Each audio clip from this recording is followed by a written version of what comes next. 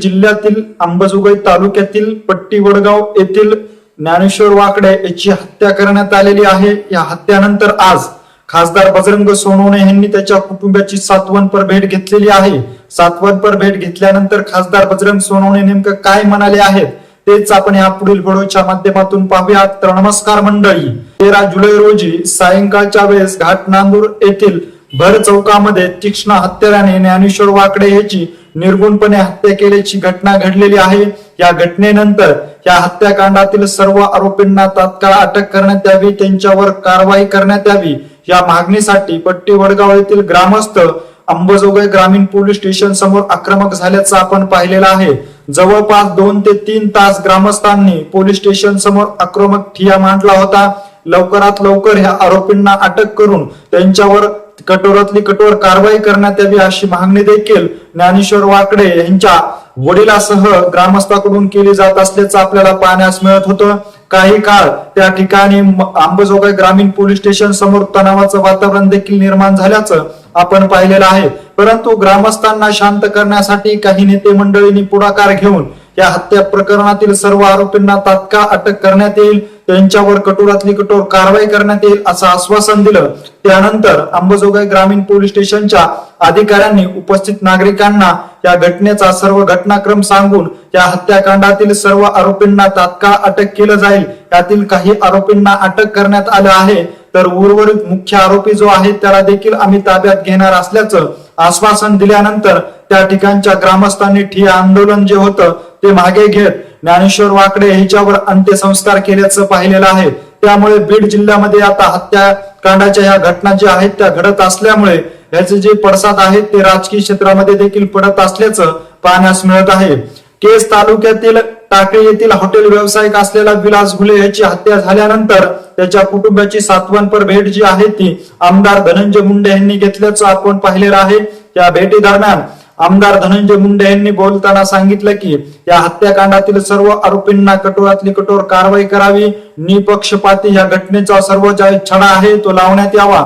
याचबरोबर खासदार बजरंग सोनवणे यांच्या मुलाचं नाव न घेता त्याला देखील सह आरोपी करून त्याच्यावर कठोरातली कठोर कारवाई करावी अशी मागणी देखील त्या ठिकाणी केली असल्याचं आपल्याला पाहण्यास मिळालेलं आहे। जातीय राजकारणामध्ये बीड जिल्ह्यातील नेते मंडळी अडकले असल्याचं या हत्याकांडामध्ये देखील आपल्याला कुठेतरी पाहण्यास मिळत होतं। आज अंबाजोगाई तालुक्यातील पट्टी वडगाव येथील ज्ञानेश्वर वाकडे यांची हत्या झाल्यानंतर त्याच्या कुटुंबाची सातवनपर भेट घेण्यासाठी बीड जिल्ह्याचे खासदार बजरंग सोनवणे गेल्याचं आपण पाहिलेलं आहे। एकीकडे केज आपल्या हक्काच्या तालुक्यामधील घटना घडली असताना त्या ठिकाणी बजरंग सोनवणे गेले नाही, तर दुसरीकडे परळी व अंबाजोगाई ह्या मतदारसंघातील कार्यक्षेत्रामध्ये अशा पद्धतीची घटना घडली असून ह्याच्या आमदार धनंजय मुंडे यांनी कसल्याच प्रकारचा आवाज न उठवल्यामुळे पुन्हा एकदा राजकीय क्षेत्रामध्ये उलटसुलट चर्चा ज्या आहेत त्या होत असल्याचं पाहण्यास मिळत आहे। आज खासदार बजरंग सोनवणे जे आहेत ते पट्टी वडगाव या ठिकाणी जाऊन ज्ञानेश्वर वाकडे यांच्या कुटुंबाची सातवनपर भेट घेत त्यांनी ह्या घटनेतील सर्व आरोपींना कठोरातली कठोर कारवाई करण्यात येईल, या घटनेचा सर्व जी तपास आहे तो निपक्षपाती केला जाईल असं आश्वासन देखील त्या कुटुंबाला दिल्याचं आज आपण पाहिलेलं आहे। यावेळेस नेमकं बजरंग सोनवणे काय म्हणाले आहेत तेच आपण ह्या पुढील व्हिडिओच्या माध्यमातून सविस्तर पाहूया।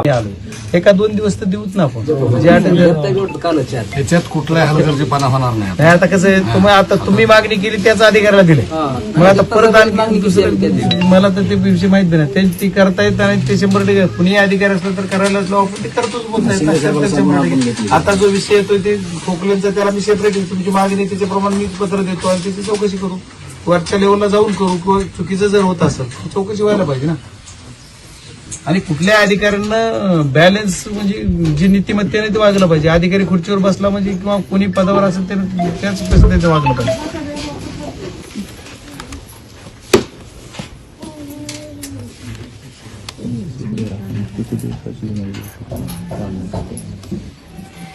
ठीक आहे, आता कधी होईल थोडासा वरचा प्रॉब्लेम मी आताच मगाशी बोललो होतो तो सायबरवाला जो आहे ना त्याला, तर तो बोलला की प्रकरण घंटे दिले पण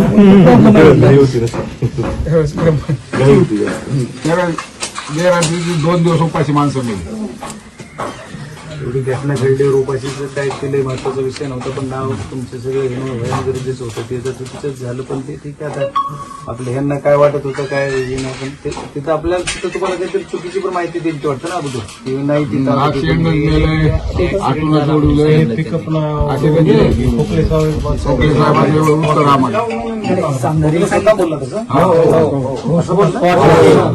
याच्यामध्ये काय आहे की जो तारसी म्हणून जो होता का त्यालाच आरोपी म्हणून पोलीस स्टेशनला ठेवलं आणि न ठेवल्यामुळे त्याला योग्य उपचार न झाल्यामुळं त्याला छातीमध्ये पाणी झालं, मार लागला आणि त्याला नंतर नेलं. घटना आम्ही 1 वाजता तिथे गेलो.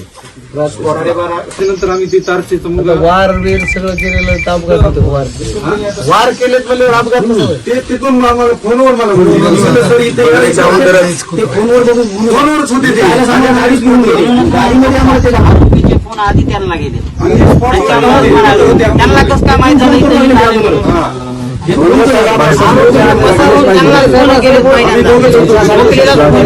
आम्हाला नंतर गाडी घेऊन गेली, हे बघा म्हणले अशी नोंद केलेली आहे, चौकीला जाऊन पुन्हा केली.